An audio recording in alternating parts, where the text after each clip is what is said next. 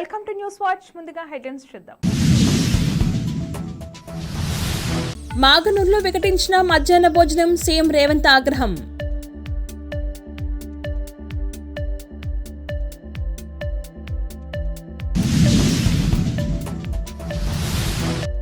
పది 12 పరీక్షల తేదీని ప్రకటించిన సిబిఎస్ఈ బోర్డు.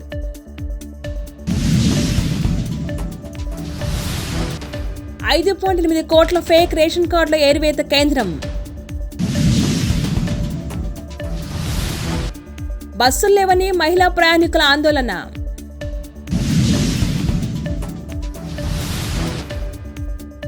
అప్పులపై తప్పుడు లెక్కలు, తప్పుడు ప్రచారం చేయడం ధర్మమేనా? వైఎస్ జగన్.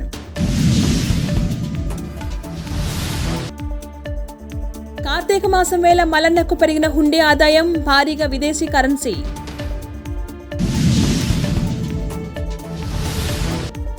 ఆస్తిలో వాటా కోసం ఆమెపై ట్రాఫిక్ కానిస్టేబుల్ దాడి.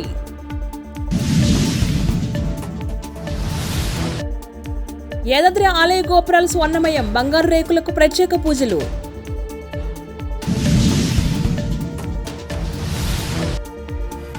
నిండు సభలో కంటతడి పెట్టుకున్న కాకినాడ జిల్లా కలెక్టర్.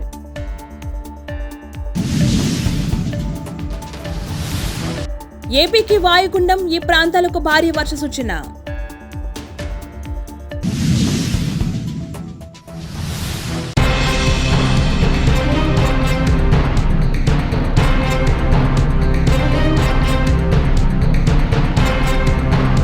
ఈ మధ్యకాలంలో ప్రభుత్వ పాఠశాల విద్యార్థులు అస్వస్థకు గురవుతున్న ఘటనలు పెరుగుతూనే ఉన్నాయి. తాజాగా ఇలాంటి ఘటనే మరొకటి చోటు చేసుకుంది. నారాయణపేట జిల్లా మగనూరు జిల్లా పరిషత్ పాఠశాలలో మధ్యాహ్న భోజనం వికటించి 25 మంది అస్వస్థకు గురవటం కలకలం రేపింది. పాఠశాలలో మధ్యాహ్నం భోజనం చేస్తుండగా విద్యార్థులు ఒక్కసారిగా వాంతులు చేసుకుని అస్వస్థకు గురయ్యారు. దీంతో పాఠశాల సిబ్బంది, ఉపాధ్యాయులు విద్యార్థుల స్థానిక ఆసుపత్రికి తరలించారు.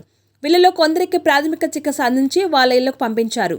మరో 9 మంది విద్యార్థులకు మెరుగైన చికిత్స కోసం మక్తల ప్రభుత్వ ఆసుపత్రికి తీసుకువెళ్లారు. అయితే వీళ్ళలో 8వ తరగతి చదువుతున్న విద్యార్థిని పరిస్థితి సీరియస్గా ఉన్నట్లు వైద్యులు తెలియజేశారు. మరికొందరు పాఠశాల వద్ద చికిత్స అందిస్తున్నారు.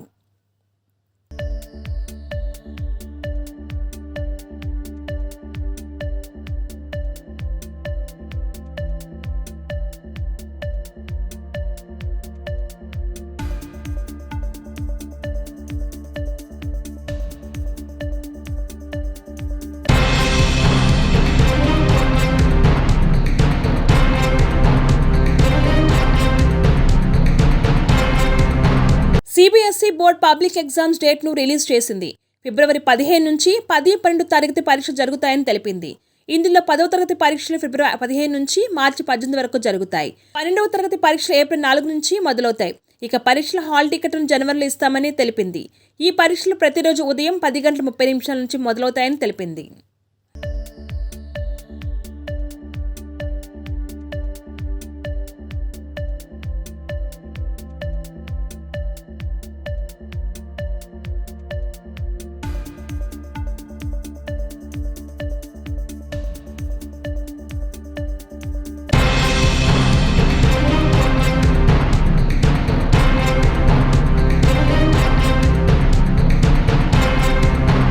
దేశంలో డిజిటలైజేషన్ వల్ల ప్రజా పంపిణీ వ్యవస్థలో భారీ స్థాయిలో మార్పులు వచ్చాయని కేంద్ర ప్రభుత్వం తెలిపింది.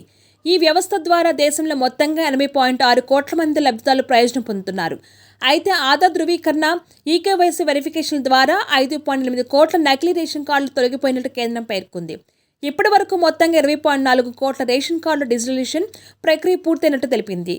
ఇప్పటి వరకు మొత్తంగా 20.4 కోట్ల రేషన్ కార్డుల డిజిటలైజేషన్ ప్రక్రియ పూర్తయినట్లు తెలిపింది. దేశంలో మొత్తంగా 5.33 లక్షల చౌకధరల దుకాణాలకు ఈ పోస్ పరికరాలు అందుబాటులో ఉన్నాయి.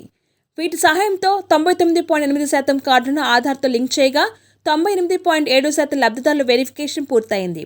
మరోవైపు ఈకేవైసీ ప్రక్రియతో ఇప్పటిదాకా 64% లబ్ధిదారుల ధృవీకరణ కూడా పూర్తయింది.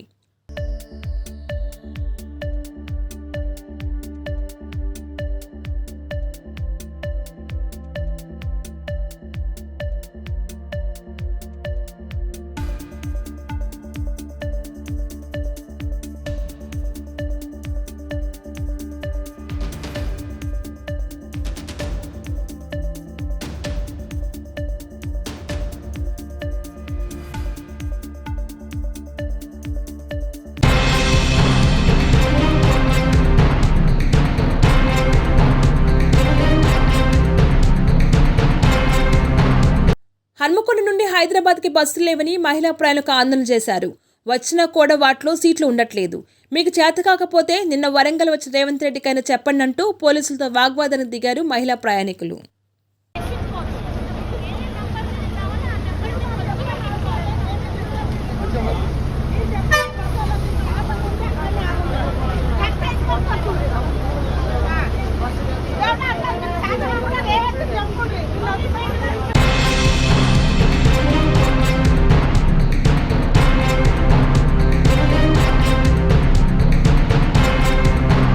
నాలుగు నెలల్లో ఆర్థిక సంవత్సరం ముగుస్తుందనగా బడ్జెట్ ప్రవేశపెట్టారని, అసలు లెక్కలు బయట పెట్టాల్సి వస్తుందని ఆలస్యంగా పెట్టారని ఏపీ మాజీ సీఎం వైఎస్ జగన్ మండిపడ్డారు.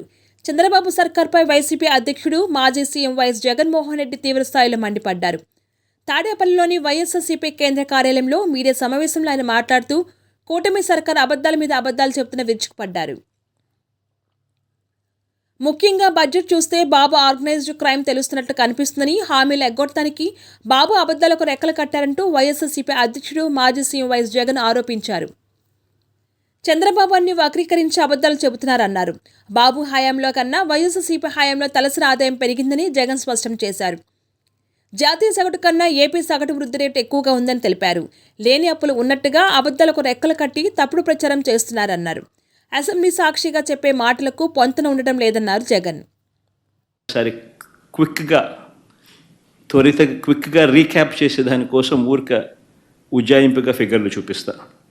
ఇది బడ్జెట్లో ఆయన ప్రవేశపెట్టిన budget documents page number 14, page number 16.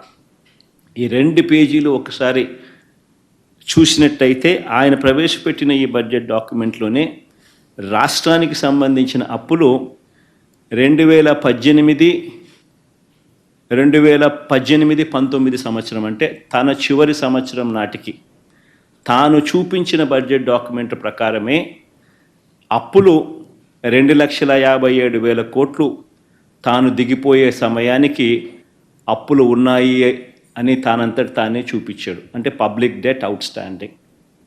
అదే మాదిరిగా పేజ్ నెంబర్ 16లో అదే 2018-19కి సంబంధించి గవర్నమెంట్ గ్యారంటీ ఇచ్చిన అప్పులు కూడా లెక్కేసుకుంటే ఎంత అంటే తానంతటి తానే 55,000 కోట్లు అని చెప్పి తానే తేల్చాడు. 2 కలిపితే రాష్ట్ర ప్రభుత్వానికి చంద్రబాబు నాయుడు దిగిపోయే టయానికి ఉన్న అప్పులు 3,13,000 కోట్ల రూపాయలుగా 3,13,000 కోట్లు అంటూ చంద్రబాబు నాయుడు గారు తాను స్వయంగా ప్రవేశపెట్టిన బడ్జెట్ డాక్యుమెంట్స్లో తానే తేల్చి చెప్పాడు. పేజ్ నెంబర్ 14, పేజ్ నెంబర్ 16 తాను ప్రవేశపెట్టిన బడ్జెట్ డాక్యుమెంట్లలో ఇదే అప్పును 2024-25 అంటే మా వైఎస్ఆర్సీపీ ప్రభుత్వం దిగిపోయే నాటికి రాష్ట్రంలో ఎంత అప్పులు ఉన్నాయి అని చెప్పి తానే తెంచుతూ తానే తేలుస్తూ తానే ప్రవేశపెట్టిన అదే బడ్జెట్ డాక్యుమెంట్లో అదే పేజ్ నెంబర్ 14 అదే పేజ్ నెంబర్ 16లో తాను చెప్పుకొచ్చాడు. 2023-24 అంటే మన ప్రభుత్వం వైఎస్ఆర్సీపీ ప్రభుత్వం దిగిపోయే నాటికి ఉన్న అప్పులు 4,91,000 కోట్లకు ఎగబాకాయని, అదే రకంగా ప్రభుత్వం గ్యారంటీ ఇచ్చిన అప్పులు 1,54,000 కోట్లకు ఎగబాకాయని, 2 కలిపితే 2023-24 సంవత్సరం అంటే వైఎస్ఆర్సీపీ ప్రభుత్వం దిగిపోయే నాటికి 6,46,000 కోట్ల రూపాయలని చెప్పి తానే తేల్చాడు. అంటే 3,13,000 కోట్లు తాను దిగిపోయే నాటికి ఉన్న అప్పులు వైఎస్ఆర్సీపీ ప్రభుత్వం దిగిపోయే నాటికల్లా 6,46,000 కోట్ల రూపాయలని తానే తేల్చి చెప్పాడు. తాను ప్రవేశపెట్టిన బడ్జెట్ డాక్యుమెంట్లే సాక్ష్య ఆధారాలతో సహా ఇక్కడ ప్రవేశపెడతా ఉన్నాం.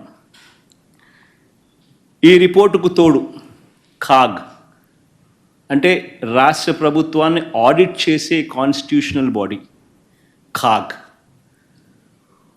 చెప్పిన నివేదిక కూడా ఒకసారి చూసినట్టయితే కాగ్ నివేదిక కూడా ఇదే రాష్ట్ర ప్రభుత్వం ఇదే బడ్జెట్ సమావేశాల్లో కాగ్ నివేదికను కూడా ప్రొడ్యూస్ చేశారు. అసెంబ్లీలో వాళ్ళు అది కూడా చూపించడం జరిగింది, ప్రొడ్యూస్ చేయడం జరిగింది. కాగ్ రిపోర్ట్లో కూడా 2023-24 సంబంధించి accounts at a glance page number 18, page number 20 CAG రిపోర్ట్లో page number 18, page number 20 CAG రిపోర్ట్లో కూడా వాళ్ళు కూడా ఇదే నెంబర్ను రాటిఫై చేస్తూ కాగ్ కూడా రిపోర్ట్ ఇచ్చింది. ఇదే కాగ్ రిపోర్ట్ కూడా కాంప్ట్రోలర్ అండ్ ఆడిట్ జనరల్ అంటే రాష్ట్ర ప్రభుత్వాలను ఆడిట్ చేసే కాన్స్టిట్యూషనల్ బాడీ వీళ్ళు కూడా ఇచ్చిన రిపోర్టును రాష్ట్ర ప్రభుత్వం అసెంబ్లీ సమావేశాల్లో ఇదే చంద్రబాబు ప్రభుత్వం కూడా ప్రొడ్యూస్ చేసింది. బడ్జెట్తో పాటు వాళ్ళు ఇచ్చిన డాక్యుమెంట్స్లో కూడా page number 18, page number 20 CAG report 2023-24లో ఇదే ధృవీకరిస్తూ తేల్చి చెప్పారు. మళ్ళీ నేను ఇదే క్వశ్చన్ క్వశ్చన్ అది కూడా ఆ రిపోర్ట్ కూడా మేము ముందర ఉంచడం జరిగింది. కాగ్ రిపోర్టు కూడా కింద పైన 2 budget documents page number 14 and 16, కింద ఉన్నవి 2 CAG reports page number 18 and page number 20 ఈ 2 కూడా చూపించడం జరుగుతూ ఉంది. మరి ఇంతకుముందు నేను అడిగినట్టుగానే మరొకసారి ఇదే చంద్రబాబు నాయుడు గారిని ఇవే విషయాలను మరొకసారి మళ్ళీ అడుగుతా ఉన్నా. అయ్యా, అబద్ధాలు చెప్పడం ధర్మమేనా అని. ఎక్కడ 11 లక్షల కోట్లని ఒకసారి, 12.5 లక్షల కోట్లని మరోసారి, చివరకు 14 లక్షల కోట్లు అని చెప్పి దాన్ని ఎన్నికల నాటికల్లా 14 లక్షల కోట్లు అని చెప్పి దాన్ని తీసుకొని వెళ్ళి ఇలా తప్పుడు ప్రచారాలు చేయడం ధర్మమేనా అని చెప్పి ఇదే పెద్ద మనిషిని చంద్రబాబు నాయుడు గారిని గట్టిగా నిలదీస్తూ అడుగుతున్నాం. ఇదే మాదిరిగానే చంద్రబాబు నాయుడుకి సంబంధించిన తన ఎల్లో మీడియా ఇదే దుష్ప్రచారాన్ని కొనసాగిస్తూ ఏ రకంగా ఒక ఒక ఆర్గనైజ్డ్ క్రైమ్ ఎలా చేస్తారు అనేది ఇంతకుముందు కూడా చూపించిన. అంటే వ్యవస్థీకృత నేరాలు చేసే ఒక వ్యవస్థ వీళ్ళకి మాత్రమే ఉంది. ఒక పద్ధతి ప్రకారం ఒక గోబెల్స్ ప్రచారంలో భాగంగా వాళ్ళకి సంబంధించిన ఎల్లో మీడియా అంటే ఓ ఈనాడు, ఓ ఆంధ్రజ్యోతి, ఓ TV5 వీళ్ళకు తోడు ఏ రకంగా వీళ్ళు ఉంటారు, ఏ రకంగా చంద్రబాబు నాయుడు ఉంటాడు, ఏ రకంగా ఓ దత్తపుత్రుడు ఉంటాడు, ఏ రకంగా వీళ్ళకు బీజేపీ పార్టీలో కూడా వీళ్ళకి సంబంధించిన మనుషులే అక్కడ కూడా ఉంటారు, వాళ్ళు కూడా ఏ రకంగా అందరూ కలిసి ఒకే కోరస్గా ఏ రకంగా అబద్ధాలకు రెక్కలు కట్టి ప్రచారం చేస్తారు, ఒక వ్యవస్థీకృత క్రైమ్ ఏ మాదిరిగా చేస్తారు అని చెప్పి మీకు ఇంతకు ముందు కూడా విపులంగా కూడా చెప్పడం కూడా జరిగింది. ఆశ్చర్యం ఏమిటంటే చంద్రబాబు నాయుడు గారు తన గుండెల మీద తాను చేతులు వేసుకుని తాను ప్రజలకు సమాధానం చెప్పాల్సిన విషయం ఇది. ఎందుకనంటే అధికారంలోకి వచ్చి 6 నెలలు అవుతా ఉంది. మొత్తం ప్రభుత్వం యంత్రాంగం అంతా కూడా చంద్రబాబు నాయుడు గారి చేతుల్లోనే ఉంది, మా దగ్గర లేదు, మా చేతుల్లో లేదు. 6 నెలల నుంచి మొత్తం ప్రభుత్వ యంత్రాంగం అంతా చంద్రబాబు నాయుడు గారి చేతుల్లోనే ఉంది. ఆయన అధికారంలోకి వచ్చి 6 నెలలు అయింది. మరి చంద్రబాబు నాయుడు గారి చేతుల్లో ఉన్న అధికారులతోనే తానే బడ్జెట్ తయారు చేయించి అసెంబ్లీలో తానే ప్రవేశపెట్టాడు. అందులోని అంకెలు కూడా చంద్రబాబు గారే పెట్టారు.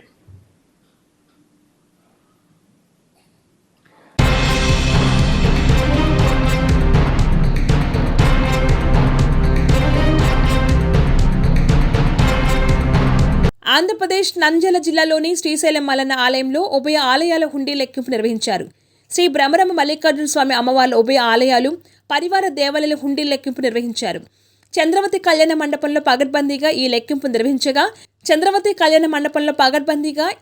నిర్వహించగా శ్రీశైలం మల్లన్న దేవస్థానానికి 4,14,15,623 రూపాయల నగదు భక్తుల కానుకల ద్వారా లభించిందని దేవస్థానం అధికారులు తెలియజేశారు. ఈ ఆదాయాన్ని గత 26 రోజుల్లో శ్రీ స్వామి అమ్మవార్లకు భక్తులు నగదును కానుకల రూపంలో సమర్పించినట్లు వెల్లడించారు. ఈ హుండీ లెక్కింపులో నగదుతో పాటు 322 గ్రాముల 300 మిల్లీగ్రాముల బంగారం, అదేవిధంగా 8 కేజీల 500 గ్రాముల వెండి కానుకలు లభించాయని తెలియజేశారు.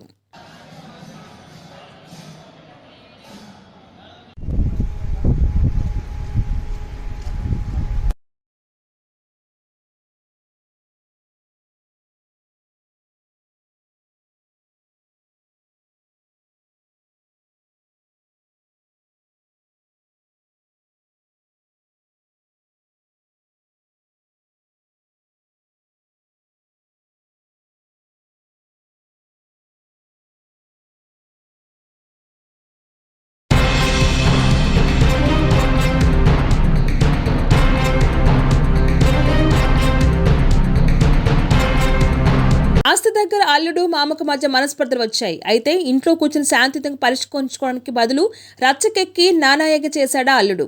పైగా అతను ట్రాఫిక్ కానిస్టేబుల్గా సర్కారు కొలువులో కూడా ఉన్నాడు. ఆస్తిలో తనకు వాటా ఇవ్వాల్సిందని షాపు వద్ద మామపై పోలీసు అల్లుడు దాడికి పాల్పడ్డారు. ఈ సంఘటన హైదరాబాద్లో లంగర్ హౌస్లో చోటు చేసుకుంది. వివరాల్లోకి వెళ్తే హైదరాబాద్లోని లంగర్ హౌస్కు చెందిన కానిస్టేబుల్ ఎండి షాహిద్ ఖాన్ అనే వ్యక్తి గత కొద్ది రోజులుగా ఆస్తి విషయమే మామతో గొడవలు పడుతున్నాడు. ఆస్తిలో తనకు కూడా వాటా ఇవ్వాలంటూ ఇందిరానగర్లో ఉంటున్న మామ అబ్దుల్ వాహిద్పై ఒక్కసారిగా దాడికి పాల్పడ్డాడు. దీంతో అప్రమత్తమైన అబ్దుల్ వాహిద్ అతన్ని అడ్డుకునే ప్రయత్నం చేశాడు. ఇద్దరు ఇలా బహిరంగంగా పట్టుబట్టం గమనించిన స్థానికులు వారిద్దరిని విడిపించి గొడవ సర్దుమణిగేలా చేశారు.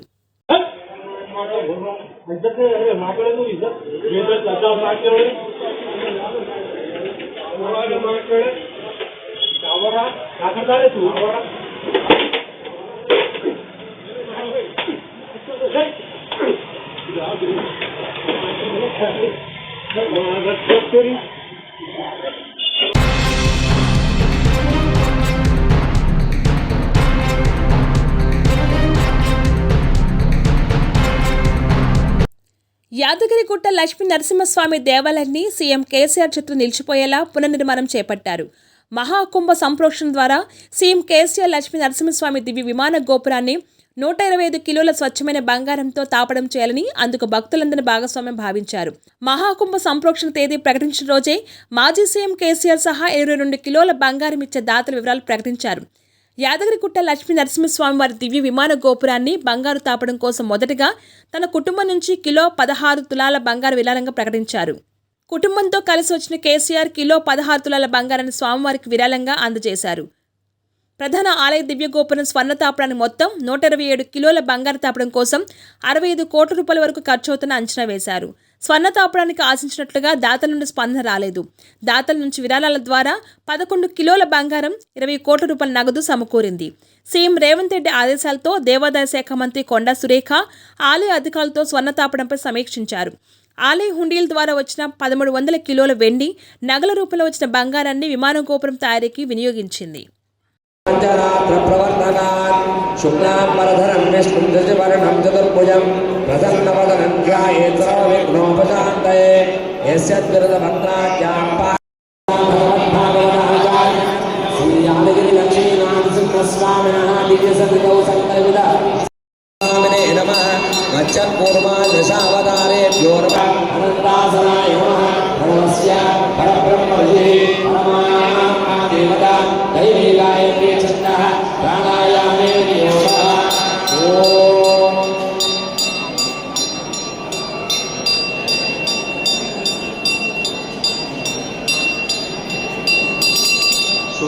యామి ఔపచారిక స్నానం ఆభరణాయ చక్షసే గోవశవన మోహసస్య భాజే దేహ శలోధ్యామకం హిరణ్మయం దేహం బ్రహ్మ విలోభయం భూతం బ్రహ్మ గురీమహే ఇంద్రసు నీతి సహమాపునాదో స్వాప్రభుణాభిపునాతమా జాతవేదా మోదయత్యా పునాతో అపవిత్రం పవిత్రో వాసర్వా విష్ణోస్తత్రే సో విష్ణోస్యోరసి విష్ణో ధ్రువమసి వైష్ణవమసి విష్ణు ధ్రువాసో అస్య కీరయోజనాసః ఉరక్షతే గంగజనిమాచకార సుదర్జ సమ్మయత్వా విష్ణురస్తు నమస్త ఏకదా బ్రహ్మ ఉపహరి ఏకదేవ యజమానః యస్యేతో దదాతి శ్రీహరి శ్రీరామ పరిపాలయ గోవింద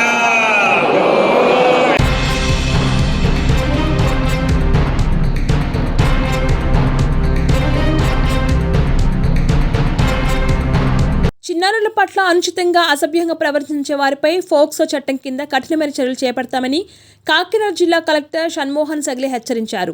స్థానిక అంబేద్కర్ భవన్ స్టేడియంలో ఐసిడిఎస్ విద్యా పోలీస్ శాఖల ఆధ్వర్యంలో అంతర్జాతీయ బాలల హక్కుల దినోత్సవాన్ని ఘనంగా నిర్వహించారు. ఈ కార్యక్రమానికి జిల్లా కలెక్టర్ షణ్మోహన్ సగ్లీ ముఖ్య అతిథిగా అసిస్టెంట్ హాజరై వేడుకలను ప్రారంభించారు. ఈ సందర్భంగా జిల్లా కలెక్టర్ షణ్మోహన్ ప్రసంగిస్తూ ప్రతి ఒక్కరి జీవితంలో బాల్యం అపురూపమైన దశ అని, దాన్ని మధురమైన ఘట్టంగా నిలిపేందుకు పిల్లలకు రాజ్యాంగంలో ప్రత్యేక హక్కులు కల్పించిందన్నారు. వారి రక్షణ కొరకు ఫోక్సో వంటి కఠినమైన చట్టాలను అమలు చేయడం జరుగుతుందన్నారు. అయినప్పటికీ చిన్నారుల పట్ల లైంగిక అకృత్యాలు, హక్కుల హరణం కొనసాగడం దురదృష్టకరమని జిల్లా కలెక్టర్ ఆవేదన వ్యక్తం చేశారు.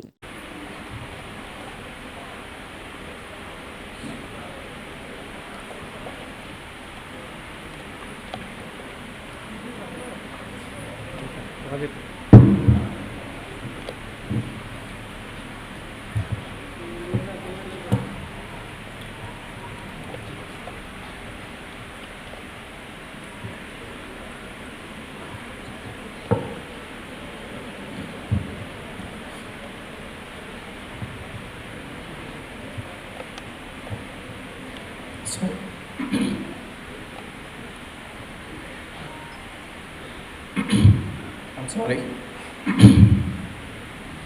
100% credit I'll give it to them. వాళ్ళు ఆ రోజు సరిగా ఉద్యోగం చేయకపోయినా, వాళ్ళ ప్రొఫెషన్కి వాళ్ళు మోసం చేస్తున్నా, వాళ్ళ వల్ల పిల్లలు చెడిపోయినా, ఆర్ వాళ్ళ వల్ల పిల్లలకి ఏం చేయాలో చేయకపోయినా, ఐఎమ్ షూర్ ఆ పాపం మాకు వచ్చేది వాళ్ళ. I right? Teachers especially, I right? So దయచేసి మీ ద్వారా, దట్స్ వై టీచర్స్ కానీ పిల్లలు ఉన్నప్పుడు ఐ వాంట్ టు టాక్ రెగ్యులర్గా. మిగతా మీటింగ్స్ నేను 2 నిమిషాలు కూడా మాట్లాడినా. I'm not interested. I know మిగతా వాళ్ళందరూ చెప్పాల్సింది చెప్పేస్తాను, నేను ఏదో ఇప్పుడు వచ్చి కూర్చొని వెళ్తే వెళ్ళిపోతుంది కానీ, but it's very personal to me. So ఇది చాలా పర్సనల్ ఎఫర్ట్లో I want to talk because అంటే ఐ ఫీల్ వెరీ సాడ్. కొందరు టీచర్స్ వస్తారు నా దగ్గరికి, మేబీ ఒక 10 కిలోమీటర్లు 12 కిలోమీటర్లు ఉంటుందేమో ఇంటి నుంచి, 10-12 కిలోమీటర్స్ ఉంటుంది ఇంటి నుంచి స్కూల్.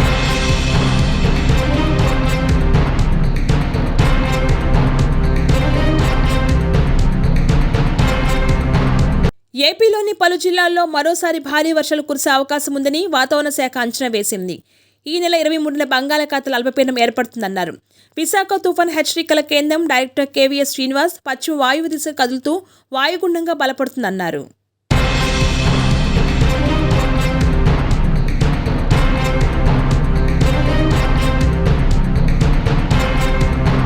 బులెటిన్ ముగించే ముందు హెడ్లైన్స్ మరొకసారి. మాగనూరులో వికటించిన మధ్యాహ్న భోజనం, సీఎం రేవంత్ ఆగ్రహం.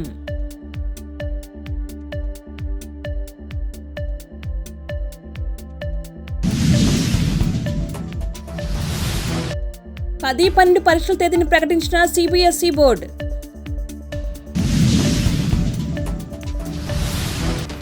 $5.8 కోట్ల ఫేక్ రేషన్ కార్డుల ఏరివేత కేంద్రం.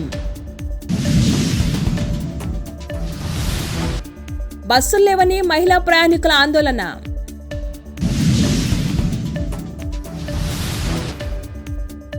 అప్పులపై తప్పుడు లెక్కలు, తప్పుడు ప్రచారం చేయడం ధర్మమేనా? వైఎస్ జగన్.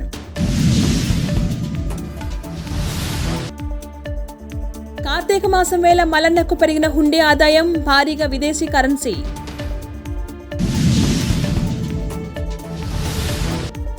ఆస్తిలో వాటా కోసం ఆమెపై ట్రాఫిక్ కానిస్టేబుల్ దాడి.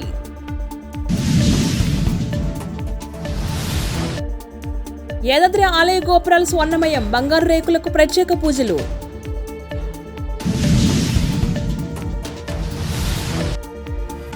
నిండు సభలో కంటతడి పెట్టుకున్న కాకినాడ జిల్లా కలెక్టర్.